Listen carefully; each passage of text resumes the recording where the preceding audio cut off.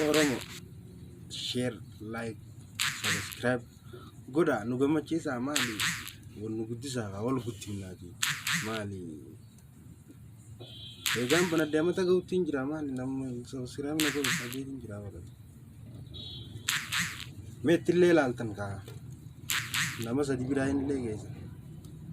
nama godhame Oromooti akka qaalii fi gaarii ilmaan Oromoo